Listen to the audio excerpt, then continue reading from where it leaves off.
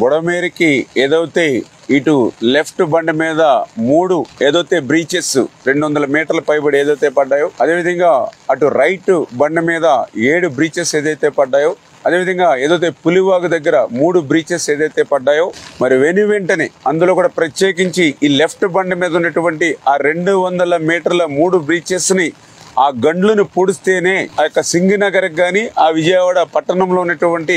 వరద ఉధృతిని తగ్గించవచ్చు. ఎన్ని సహాయ సహకారాలు చేసినా కూడా, బాధ్యతలు తీసుకుని మనం పనిచేసినా కూడా ఈ గండ్లు పూడ్చకపోతే ఆ యొక్క సింగనగర్ కానీ ఆ యొక్క విజయవాడ పట్టణ ప్రజలకు కానీ ఉపశమనం ఇవ్వలేము అనేటువంటి ఉద్దేశంతో చంద్రబాబు నాయుడు గారు ఎప్పటికప్పుడు ఈ యొక్క గండ్లను పూడ్చడమే ధ్యేయంగా లక్ష్యంగా మాకు మానిటరింగ్ చేస్తూ,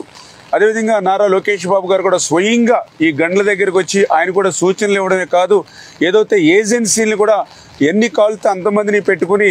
ఈ ఎంత ఎక్విప్మెంట్ కావాలంటే అంత ఎక్విప్మెంట్ కూడా ఆయన ఎప్పటికప్పుడు మాకు అందిస్తూ ప్రతి 1 అవర్ కూడా క్లోజ్ మానిటరింగ్ చేస్తూ ఉన్నారు. అందుకే ఈరోజు ఎంత వర్షం వచ్చినా గాలి వచ్చినా కూడా దాన్ని కూడా మేము తట్టుకుని ఎదుర్కొని ఏదైతే అధికారులు కానీ అదేవిధంగా ఏజెన్సీలు కూడా వాళ్ళ యొక్క సహకారంతో ఆ బుడమేరు గండ్లను యుద్ధ ప్రాతిక మీద